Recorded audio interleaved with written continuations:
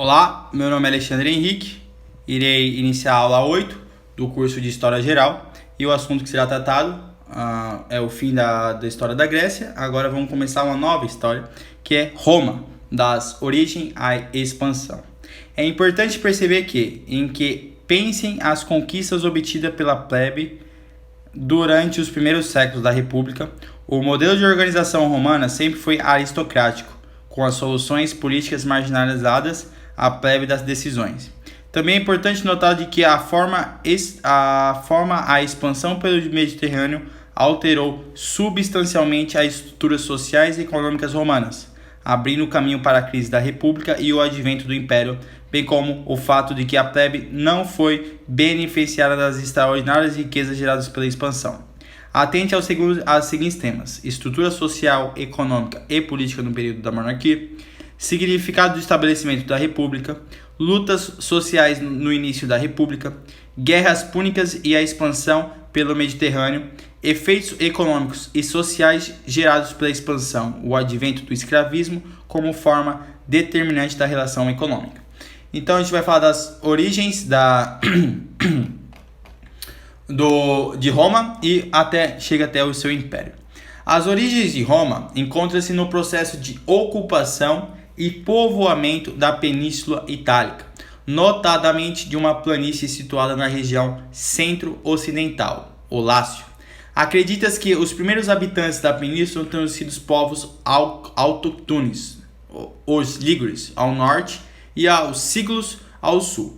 Posteriormente, o processo progressivo de invasão indo-europeia, que levou ao povoamento grego, trouxe para a Península Itálica o vasto grupo dos italiotas, entre os quais encontra-se os latinos, os sabinos, os volcos e os samitas. Mais tarde, dentro do processo de segunda diáspora grega, que vimos anteriormente,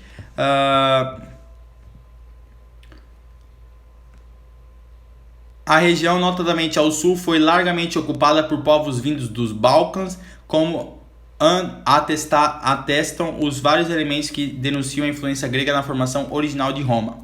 Acredita-se que a formação da cidade de Roma tenha sido fruto da necessidade do povo do Lácio de se protegerem contra os seguidos ataques dos etruscos, um povo que vivia ao norte do Lácia e suas inserções tinham essa região como principal alvo. As áreas do rio Tibre foi erguida uma fortificação militar em torno da qual se desenvolveu um núcleo urbano que acabou por dar origem a Roma. Tanto quanto na Grécia, as lendas ocupam um lugar de destaque para o estudo do passado mais remoto romano. Na obra Eneida, o poeta Virgílio narra de forma lendária as origens de Roma, atribuindo aos gêmeos Rômulo e Remo, descendentes de Enas, herói de Troia, e criados pela loba romana. É dessas lendas que se extrai a ideia de que Roma teria sido fundada em meados do século VIII, sendo que o ano de 653 a.C. a data usualmente admitida para sua formação. Tradicionalmente, o estudo da história de Roma é dividido em 3 períodos.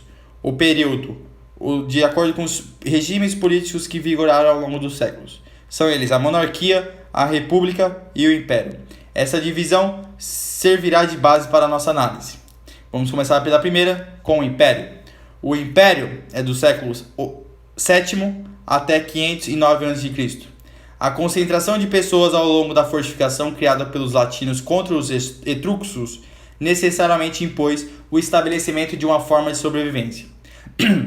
Naturalmente, essa forma esteve associada à agricultura e ao pastoreio, tornando a terra a grande fonte de riqueza. Embora a documentação sobre esse período seja bastante precária, pode-se estabelecer certos fatos básicos. Em uma possível herança dos contatos com os gregos, ou talvez fruto do povoamento indo-europeu, a primeira estrutura de elite na região agrupava-se em genes, ou comunidades gentílicas, uma unidade básica que seguia o mesmo chefe e partilha um antepassado comum. Esses proprietários denominavam-se patrícios, a palavra que deveria de pater, o mesmo radical que designificava os eupátridas na Grécia. Uma massa de pequenos proprietários, artesãos, comerciantes e camponeses, compunham a camada da plebe. Então tinha aqueles que tinham terra, que eram os patrícios, e tinha aqueles que não tinham terra, mas poderia ser artesãos, comerciantes e camponeses, os plebeus. Um segmento intermediário era formado pelos clientes, normalmente parentes mais afastados das comunidades gentílicas primitivas, os quais gozavam de uma certa proteção das famílias patrícias em troca de certas obrigações. Normalmente eram aquelas pessoas que tinham dinheiro, eles se tornavam patrícios, sendo clientes dos patrícios, tendo relação com os patrícios. Nesse momento, ainda não havia uma camada significativa de escravos. Politicamente, a estrutura monárquica centrava-se na figura do reis, ou o rei, que acumulava os poderes de chefe supremo, de sacerdote e de juiz, poder executivo, legislativo e judiciário.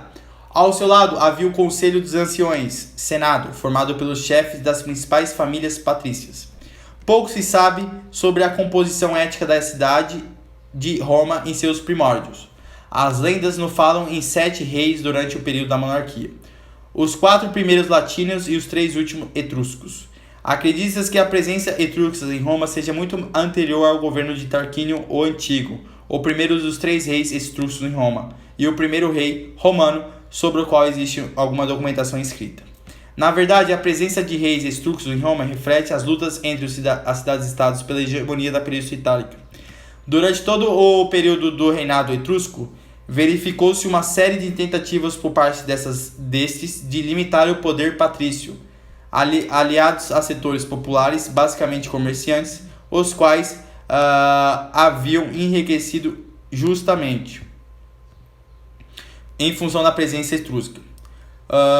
O antigo Tarquínio, de 616 a 578 a.C., celebrou pela edificação de grandes obras públicas. Sérvio Túlio edificou a primeira muralha de Roma e estabeleceu uma constituição censitária, dividindo a população em 5 classes com base na renda.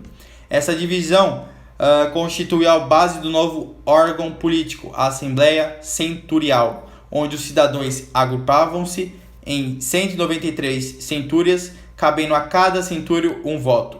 Como as centúrias eram companhias de soldados e como os cidadãos custeavam seu próprio armamento, as 2 primeiras classes mais ricas formaram 98 centúrias de infantaria pesada e cavalaria, e as demais apenas 95, mas com um maior número de homens para compensar a deficiência no armamento. Essa separação solidifica o domínio oligárquico, que incluía os comerciantes ricos das cidades, mesmo que de origem plebeia. Todas as fontes são unânimes em apontar uma violenta revolta patrícia no ano de 509 a.C. Nessa revolta, o último rei etrusco, Tarquínio o Soberbo, foi derrubado. Várias razões explicam essa revolta. Em primeiro lugar, há indícios de que já havia um declínio do poder etrusco na Itália.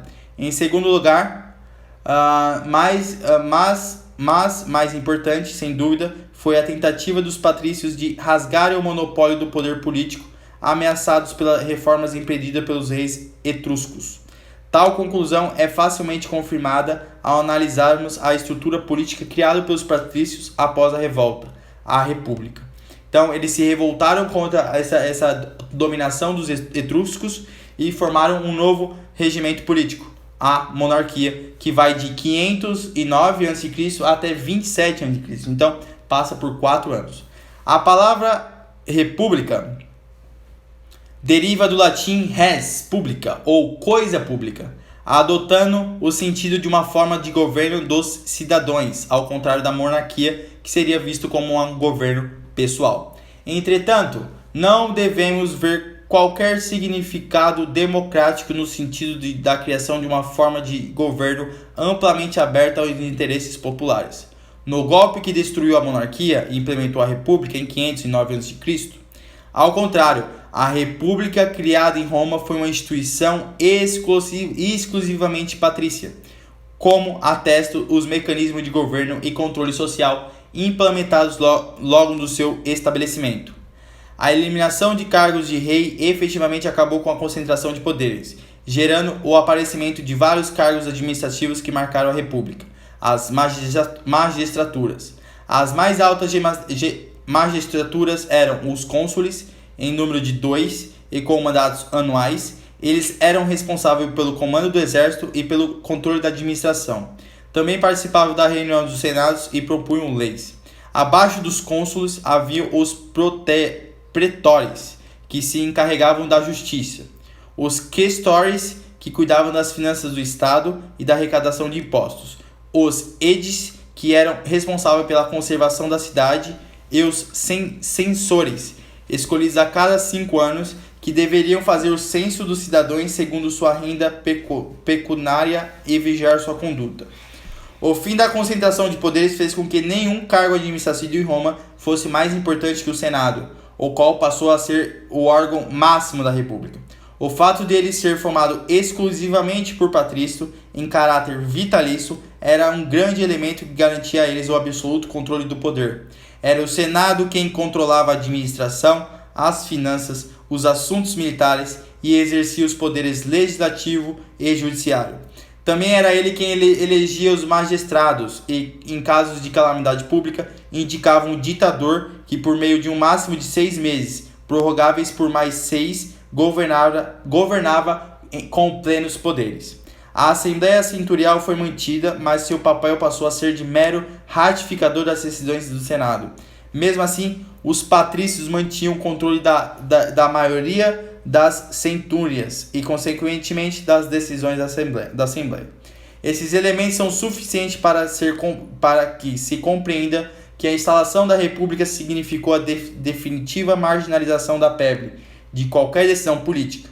E, inevitavelmente, a reação plebeia não demorou, levando Roma, desde o início da República, a um clima de intensas lutas sociais entre os patrícios e plebeus. Então, vamos para as lutas sociais, em plebeus contra patrícios, principalmente, porque os patrícios tinham deveres e tinham direitos, mas os plebeus tinham deveres, mas não tinham direitos. Então, os plebeus vão passar um longo tempo procurando os seus direitos. No ano de 493 a.C., apenas 16 anos depois da instalação da República, os plebeus iniciaram a primeira de uma série de intensas lutas sociais do período, objetivando ampliar sua margem de participação nas decisões políticas. Após 3 anos de conflitos, eles descobriram a forma certa de pressionar a elite patrícia, retirando-se para os pés do Monte Sagrado nas cercanias de Roma, ameaçando fundar ali uma nova cidade. Essa atitude, a primeira greve social que se conhece, foi bem sucedida por razões ligadas à estrutura interna de Roma e ao seu relacionamento com os povos vizinhos. Em primeiro lugar, a mão de obra romana ainda era essencialmente representada por plebeus. Mais que isso, os centúrios plebeias, pessimamente armadas, mas extremamente numeradas quanto ao contingente de romanos, eram usados como instrumento do primeiro combate. Então, a plebe fazia parte do exército, e quando eles iam para o monte sagrado, o exército ficava fragilizado. Serviram para desorganizar o adversário para não só então sobreviver ao ataque de centúrias patrícias. Ante as ameaças externas e suas necessidades econômicas, os patrícios jamais poderiam abrir mão da massa plebeia, acabando por ceder passoalmente às suas reivindicações. Assim, em 490 a.C., os plebeus obtinham os tribunos da plebe, representantes políticos da plebe com poderes de vetar as decisões do Senado. Em 471 a.C., era criada a Concilia Plebis, ou Assembleia da Plebe, composta exclusivamente por plebeus e com a função de eleger magistrados. Outra importante conquista da plebe foi em 450 a.C., aprovou a Lei das 12 Tábuas. Tratava-se de uma compilação escrita das leis, até então orais de Roma, regidas em 12 placas de bronze e fixadas na parede do fórum, um local público ao qual qualquer cidadão teria acesso. Logo a seguir, em 445, a Lei Canuleia suspendeu a proibição de casamentos entre patrícios e plebeus. Outra conquista seguisse a essas, em 367 a.C., as leis Licênias Sestiae aboliram a escravidão por dívidas, enfraqueceram os plebeus e franquearam aos plebeus a posse das terras do Estado, ares públicos, e estabeleceram a obrigatoriedade de um cônsul sempre formado por plebeu. Em 286 a.C., as leis voltadas pela Assembleia da Plebe passaram a ter validade para todo o Estado romano, originando a palavra plebiscito. Vistas assim em sequência, essas leis podem causar impressão de uma plena igualdade obtida pela plebe e de uma sensível melhores nas condições de vida. Entretanto, elas foram sendo obtidas ao longo de um período no qual viu-se as voltas com outro processo de consequências decisivas para a história, e cujo efeito foi o de condenar a imensa maioria da plebe a uma situação de total marginalização, se não política, certamente econômica. Esse processo está ligado à expansão romana, que já no início da República dava seus primeiros passos. Então, todos esses ganhos políticos e sociais vão impactar no sentido de não muito desenvolvimento com a expansão do território romano. Então, com o seu império, a plebe não vai ter tantos direitos políticos e sociais como ela está ganhando no início da República. Bom, vamos estudar agora a origem da expansão romana. Quais foram os seus principais pontos que fez com que Roma tendesse a se expandir e formar um dos maiores impérios do mundo? Pode-se considerar como marco inicial a expansão romana a vitória sobre os etruscos, portanto, no final da monarquia, em 395, e a anexação da Etrúria dos domínios romanos. Nesse momento, é possível perceber que as ações expansionistas de Roma têm um caráter mais defensivo, dado pela necessidade de eliminar inimigos potencialmente perigosos.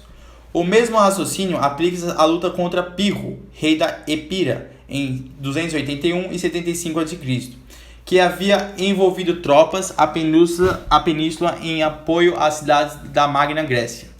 Entretanto, a vitória sobre os etruscos teve o efeito de provocar uma reação em cadeia. Fortalecidos por essa conquista e pela vitória sobre gauleses, um povo que vivia no norte da Península Itálica e que, em 387 a.C., havia chegado a invadir Roma, os romanos viram-se livres dos principais adversários que tinham em toda a península.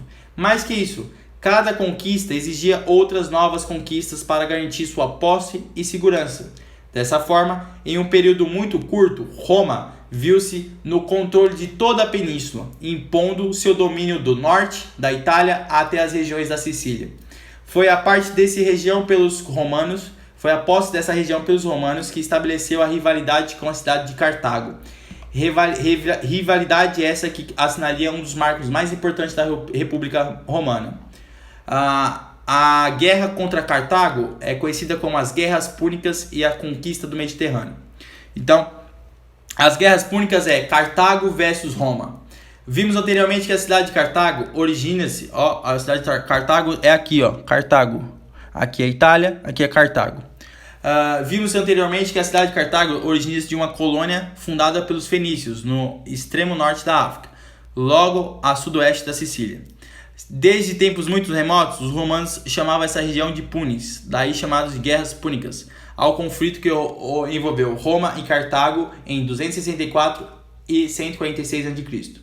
Entre 264 e 202 a.C., Roma confrontou-se duas vezes com Cartago, sendo vitoriosa em 146 a.C., arrasou totalmente sua rival.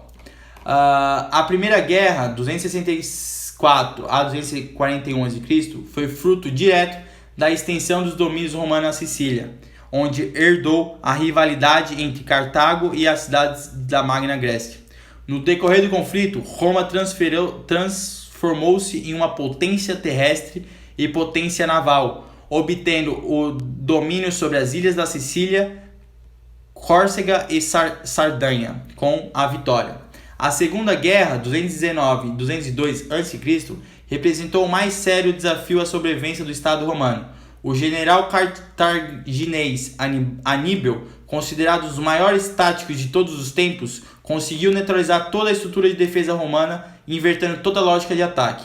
Naturalmente, as defesas romanas concentravam-se no Mediterrâneo, esperando um ataque óbvio de Cartago a partir do mar. Aníbal optou por um ataque por terra, conduzindo seus exércitos através da Península Ibérica ao sul da França, penetrando a Itália como um grande exército através do Alpes no norte. Nessa operação, Aníbal mostrou, ao lado do seu genialidade tática, uma visão política da guerra. Sua passagem por regiões já incorporadas ao domínio romano fez com que fosse visto como libertador, obtendo aliados que o fortaleceram na luta contra Roma. Com isso, ele conseguiu aniquilar o exército romano, devastando a Itália. Entretanto, o desgaste dessa longa campanha foi grande demais, tendo perdido grande parte de suas forças na difícil travessia dos Alpes. Aníbal não teve condições militares de invadir a Roma, limitando-se a um longo cerco enquanto esperava reforços que nunca vieram. Isso porque, com suas tropas ociosas na Sicília e sem condições de defender Roma, o general Cipião, o africano, atacou Cartago. Aníbal teve que retornar para defender a cidade, sofrendo a decisiva derrota na Batalha da Zama, 202 a.C., que colocou fim à guerra. Então, para Roma, a vitória sobre Cartago significou imediato controle sobre os antigos domínios cartagineses, incorporando a Península Ibérica, o noroeste da África e o sul da França.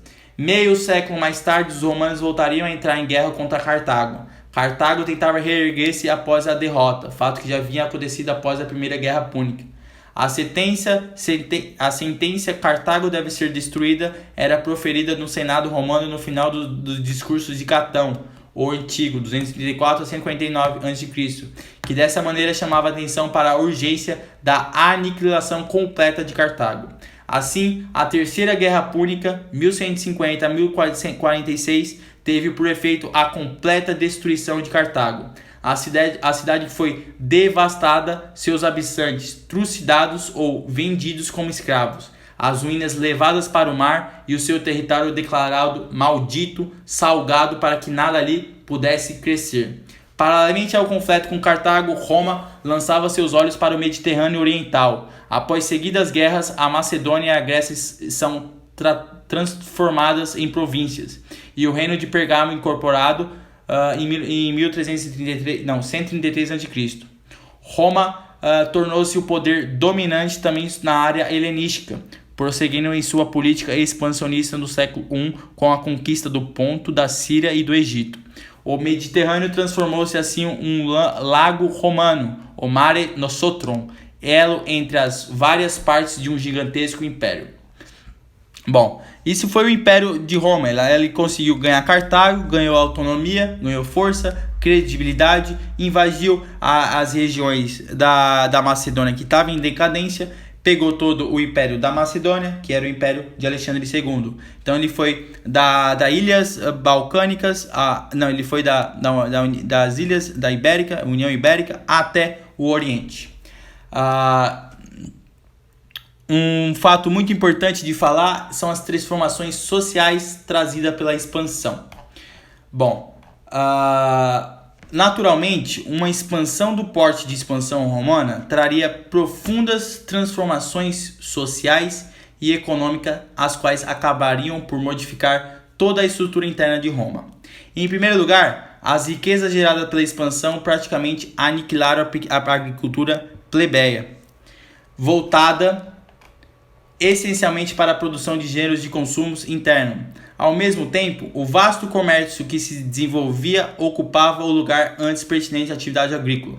A ampla camada de pequenos proprietários tendeu a desaparecer, em função da concorrência dos gêneros advindos das províncias e dos latifúndio patrício, o qual tinha o seu crescimento fortemente apoiado na mão de obra escrava. O próprio crescimento da escravidão, um efeito direto da expansão, esteve ligado à miséria da plebe, visto que, em grande parte dos escravos provinha do prisioneiro de guerra. Mesmo que desde 367 a.C. a escravidão por dívida tivesse sido abolida, ao plebeu endividado só restava entregar a terra ao patrício em troca da dívida.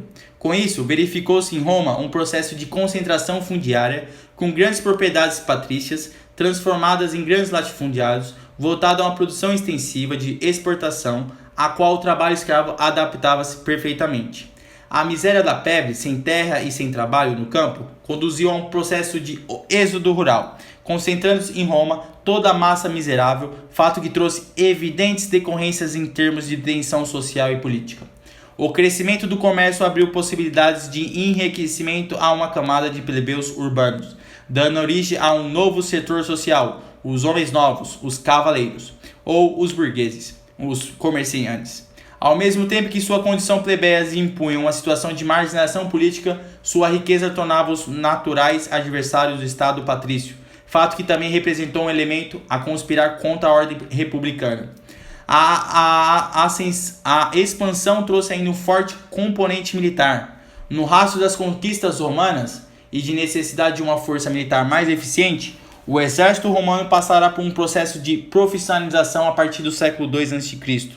A antiga estrutura setorial, baseada nos cidadãos recrutados em época de guerra, cedeu lugar a uma força permanentemente, na qual os guerreiros recebiam o soldo para combater, daí a destinação de soldados, submetidos a uma hierarquia rígida, no topo da qual se achavam os generais. Com isso, cada general romano passou a significar um poder extraordinário, o que alimentava suas ambições políticas e fazia do exército uma força política à margem da estrutura republicana. Naturalmente, o conjunto dessas transformações